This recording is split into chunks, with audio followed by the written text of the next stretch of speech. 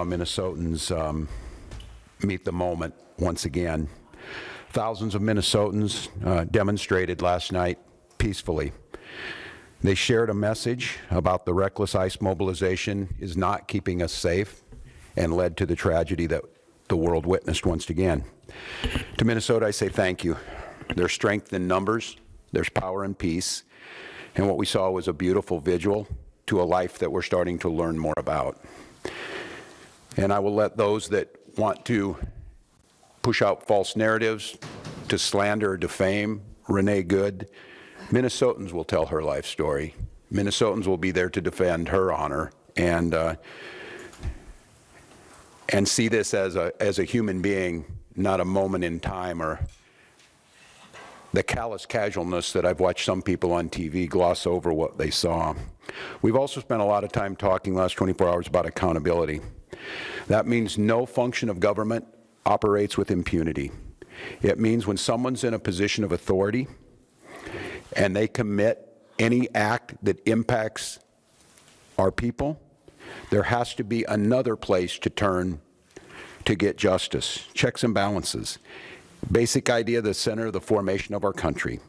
It's the only measure that protects us from the abuse of government or federal overreach or tyrannical government. Yesterday, the Minnesota Bureau of Criminal Apprehension, the BCA, spent the day yesterday attempting to get that accountability. We have learned that the Trump administration has now denied the state that ability to participate in the investigation. And I just want to make this as clear as possible to everyone. Minnesota must be part of this investigation. These are nonpartisan career professionals that have spent years building the trust of the community.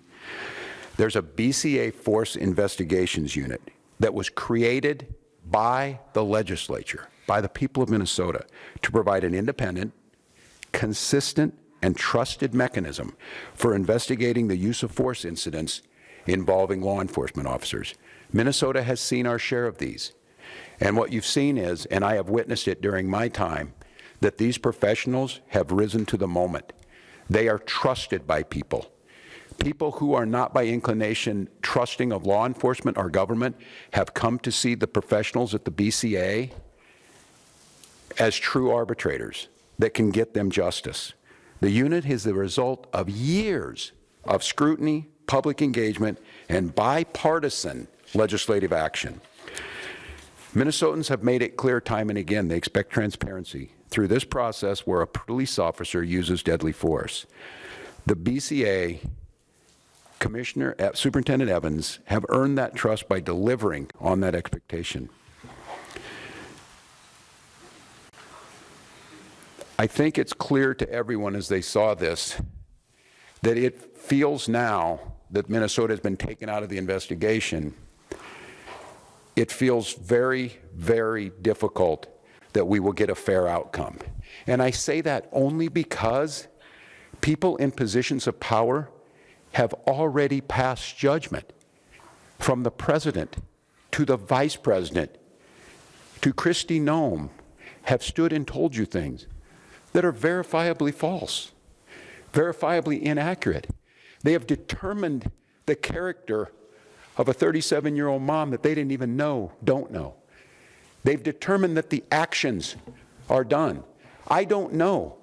I've not used inflammatory terms of what happened. I've asked us to find the answers.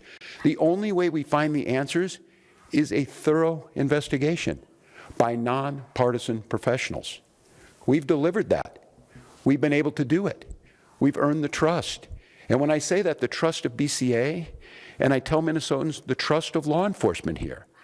Everyone knows, globally, certainly here, that George Floyd, who was murdered a few blocks from this site, tore at the soul of who we were. But we healed, we built back trust. Chief Brian O'Hara came in and took one of the most difficult jobs in America of building back trust in the police force in Minneapolis after Derek Chauvin murdered George Floyd. And he's earned that. And he's level, and he's fair, and he's asking for that. And so Minnesotans, I will continue to press that we be part of the investigation, that we do the investigation, so that Minnesotans can trust what the outcome is. I don't have a predetermined notion. Yes, I saw the video. Yes, I saw that. But a thorough investigation will see what happened before that. It will take all factors in, and it will come up with a fair and just conclusion. And we will accept that.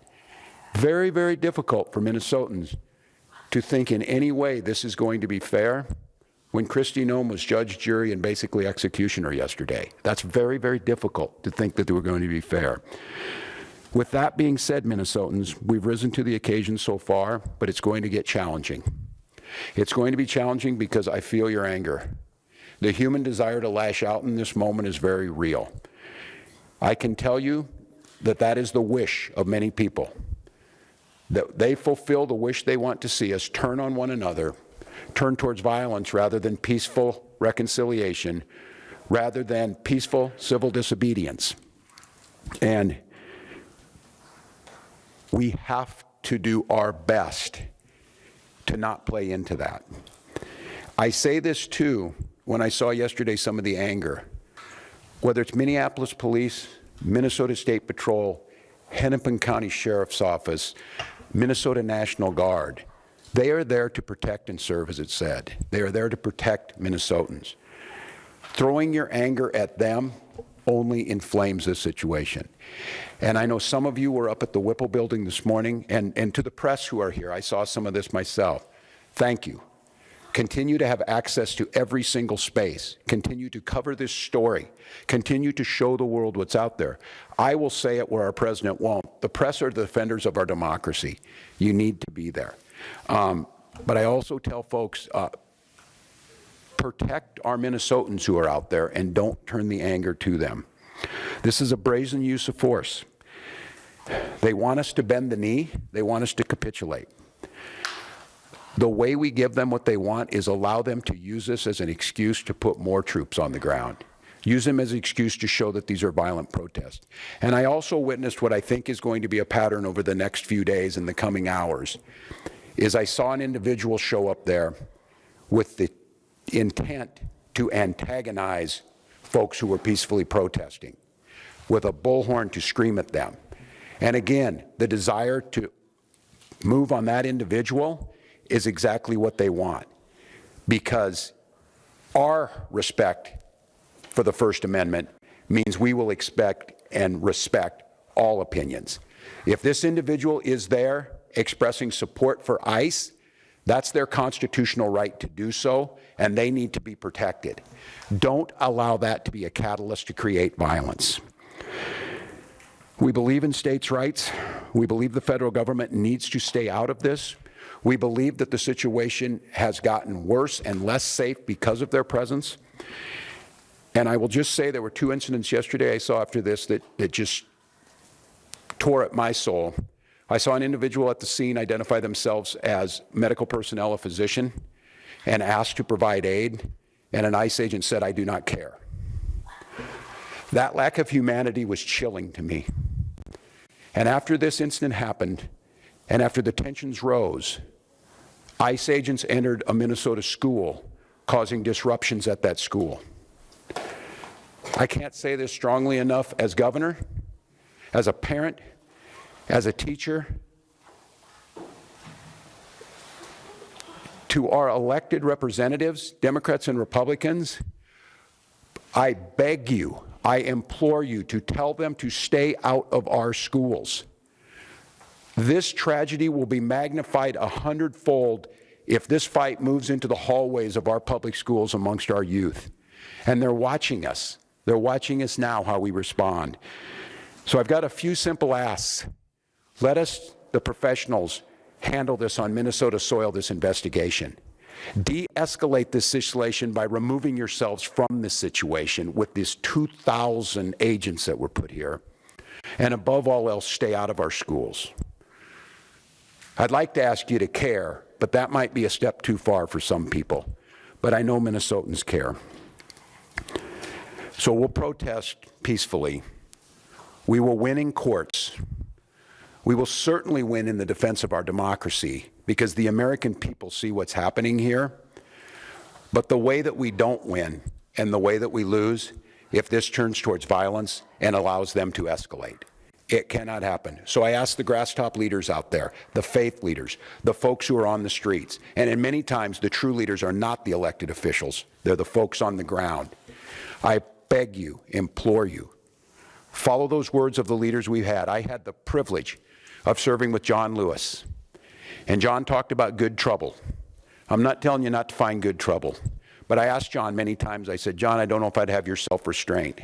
Didn't you want to lash out? He said, yes, daily. But he said, I wanted to win this. I wanted to do what right, and I wanted justice to prevail. And to do that, I knew the only way was to not lash out, to not give in to that. So to each and every one of you, we're not going to win this through violence. We're going to win it through justice. We're going to win it through compassion. We're going to win it through Minnesota Nice, and we're going to win it by holding every one of these people accountable as they should for what we've seen on the streets of Minneapolis. With that, I'm going to turn to Commissioner Jacobson to give you a situation update. Thank you, Governor. Again, I'm Bob Jacobson, and it is my honor to serve as the Commissioner of Public Safety. First of all, again, I want to express my sincere condolences to the loved ones of Renee Nicole Good. Someone has lost their life, and that is not something that anyone takes lightly. Minnesotans came out yesterday to express their grief, their frustration, and their anger at this terrible tragedy. I expect that they will continue to come out today. And I want to thank everyone who demonstrated peacefully. This helped honor Renee's memory and gave her family space to mourn. Minnesota's residents and visitors have the right to demonstrate and to exercise their First Amendment rights. And I want to remind everyone that there are safe ways to do so. Our goal is to reduce tensions, to avoid conflict, and to maintain a calm environment. And as I mentioned yesterday, we recommend the following safe and lawful ways to demonstrate. Please get together peacefully with others in public areas where pedestrians are allowed. March or walk together in pedestrian areas, please, not on the roadways. Make your voice heard through chants, speeches, and displaying signs. And there are a few things I just want to mention very quickly that are unsafe. Because as always, our top priority is public safety, and we cannot allow behaviors that create hazards, threaten public safety, or disrupt emergency services or endanger people nearby. That would include certainly demonstrating on the freeway, walking on highways, throwing objects, setting things on fire, property damage, graffiti, fireworks, illegal weapons, reckless and dangerous driving, or assaultive or aggressive behavior. I know that we all want more definitive answers about that fatal shooting that occurred yesterday. And as we are able to get those answers and dispel rumors and false information, then we can rightfully honor Renee's memory and help her family, loved ones, and our community heal. With that, I'll turn it back to Governor Walz and maybe a few questions. Yeah, please. Esme? Have you spoken to the president, and if you haven't, what would you say? I have not. As I said yesterday, I did speak to Secretary Noem and received a lot of talking points. I will note that I asked Secretary Noem how she would have felt if President Biden had sent 2,000 troops into Rapid City, South Dakota, and she said she would have welcomed them. I leave that for the folks of South Dakota to determine.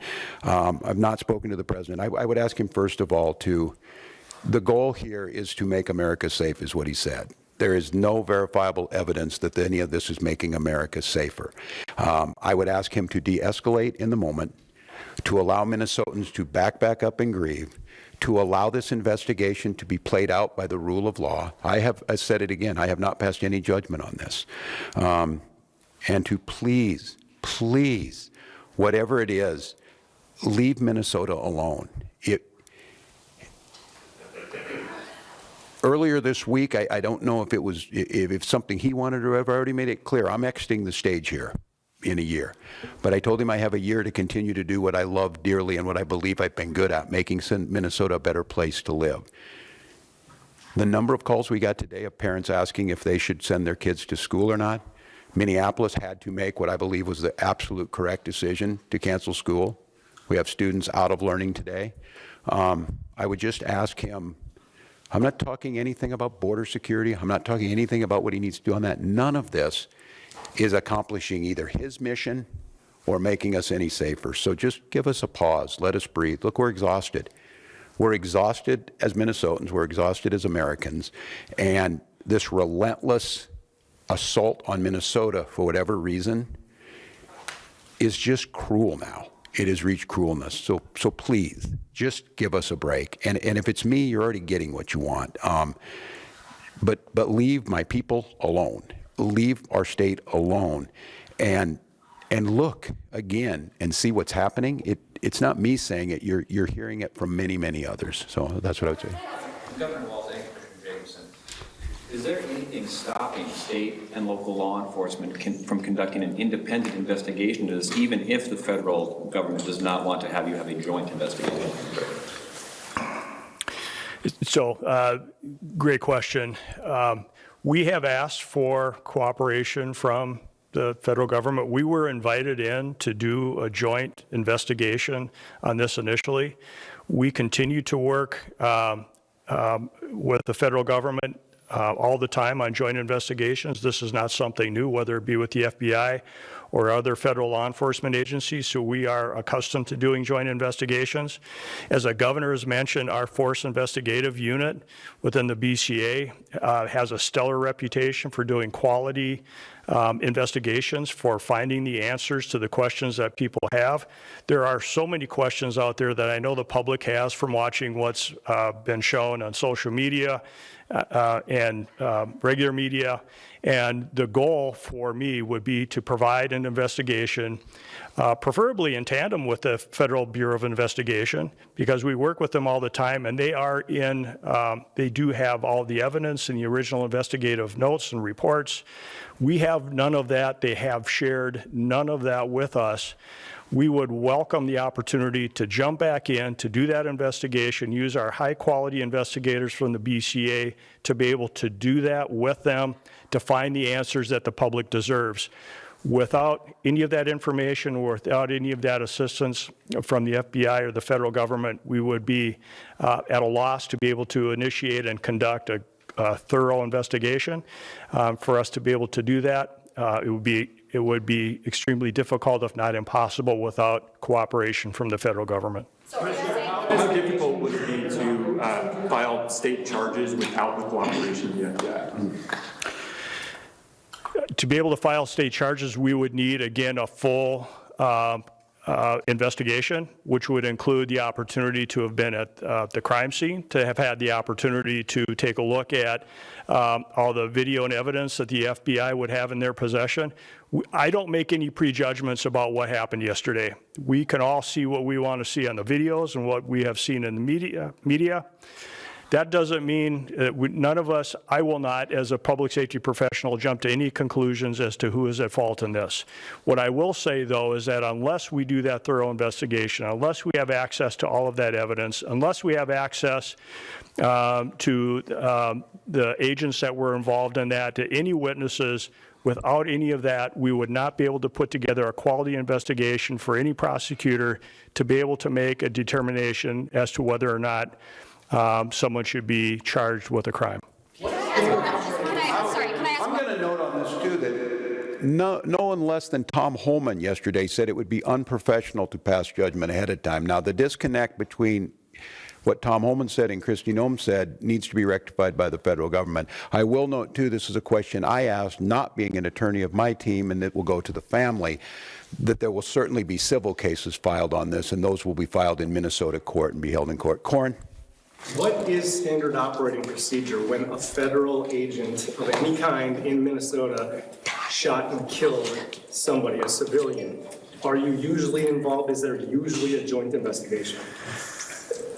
Generally, if there is any investigation involving use by a federal officer, generally the federal government, federal officials will lead that investigation. We have participated in numerous investigations in the past.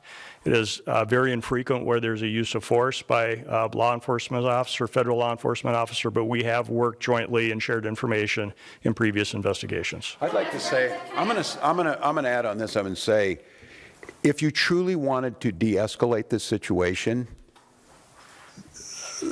the logical conclusion would be to follow that procedure and allow Minnesota to participate. And that's where we started yesterday, and it's one of the reasons I came out here, and I'm not going to criticize that because that was the proper process, and I'm going to have to talk to Minnesotans to try, and it's a very difficult task. I think we all know what can happen here, to calmly wait until all the facts come out. I think you in this room are seeing the gravity of this situation by not allowing Minnesota to participate, and the prejudgment that's already been made by leadership creates a very, very dangerous situation. And that's why, once again, I'm going to reiterate to our federal partners, simply let us be part of this. Use our professional folks. They will gain you the credibility and the trust of Minnesotans to believe the work that you're doing is honest, and it's not just a whitewash to backfill a predeceived notion. All right, so I got 10. Is there anything that the state can do to put in additional protection around schools or to allow for additional e-learning days for these situations? Yeah, it's interesting, Dana, that you would ask that. We were just, as we were coming in here discussing, someone asked about that, and they mentioned Ruby Bridges and the Little Rock folks about escorting people in.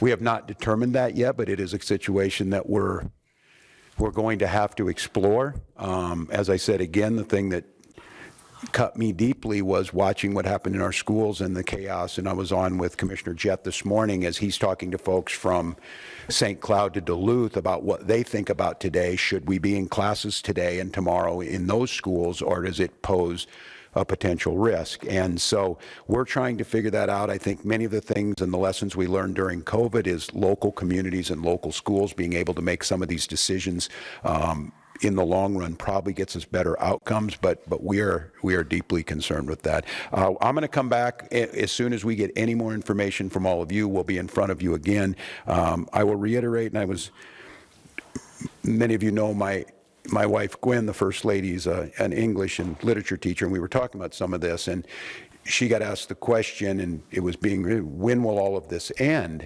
And what Gwen said, it will end when enough people say it will end. And I think that is sage advice. And then I couldn't help but thinking, and it scares me a little bit, I heard those words. We remembered, many of us in here in sophomore, and we read it, that the party told you to reject the evidence of your eyes and ears. It was their final, most important directive. It certainly feels like that in this moment. And so I want Minnesotans to not believe that I'm telling you not to be angry, not to be scared, not to be feeling a little bit hopeless in this moment. But I would also say this, and I saw it last night, I saw it during George Floyd, I've seen it throughout our history. When things looked really bleak, it was Minnesota's first that held that line for the nation on that July 3rd, 1863. And I think now we may be in that moment that the nation's looking to us to hold the line on democracy, to hold the line on decency, to hold the line on accountability, and more than that, to rise up as neighbors and simply say, we can look out for one another, we can have differences, but we've proved to the world going on 250 years that our democracy could hold. It feels to me like we're at one of those inflection points, that simply asking our government to give us accountability, listen to local leaders, ratchet down the rhetoric, let people feel safe in their person, and let's let our kids go to school without fear. Let's let our kids go to school knowing that tomorrow could be a little better day. And so we're going to work on that. I'll leave you with this, and I'm not sure when we'll get in front of you next, but to Minnesotans, again, just one last time, don't give them what they want. Don't give them the unrest that they want. Don't give in to allowing them to bring more folks in here. Don't allow them to expand this somewhere else. Rise up, wrap your arms around your neighbors, peacefully express your First Amendment and your constitutional rights, and let's start healing, get some answers, and move Minnesota forward. Thank you. That was Minnesota Governor Tim Walz speaking about yesterday's deadly shooting in Minneapolis by an ICE agent. He says he has no predetermined notion about the shooting that killed a 37-year-old woman and that a thorough investigation is needed to establish exactly what happened. But he says since Minnesota investigators have been barred from the investigation, quote, a fair outcome is very much in doubt. He says the president and DHS Secretary Noem have already told America information about the shooting that he says is, quote, verifiably false. And he says Noem acted as judge, jury, and executioner when she said the woman killed was engaged in an act of domestic terrorism. Now Walz is calling for federal officials to include Minnesota in the investigation, for ICE to leave Minnesota, and for peaceful protests. Let's bring in former NYPD Chief of Detectives Robert Boyce for more on this. Robert, what do you make of the governor's call here to allow Minnesota to be part of this investigation? We heard that the commissioner there saying that they've done this before, they have collaborated with federal law enforcement before. Why not do it now? Sure. So the FBI doesn't have to do this. They want to maintain their confidentiality, and they also have data systems that they will never share with anybody. So in New York City as well, we have these things when they have a shooting, they do the investigation by themselves. This is not unusual. When the governor calls Secretary Noem judge, jury, and executioner, that only makes it even worse. So I don't see them going to allowing the BCA, which is no one has an issue with, into this investigation. Basically, because of they're the federal investigators, they should be doing it. Normally, sometimes we have task forces, we work with the federal offices, fine, there's no problem at all in New York City or around the country for that matter. But this special instance, when people are trading barbs like this, it's not going to happen, and it probably won't happen. If it does go to a grand jury, it'll be a federal grand jury and not a state one. All right, Robert Boyce, we appreciate your analysis. Thank you.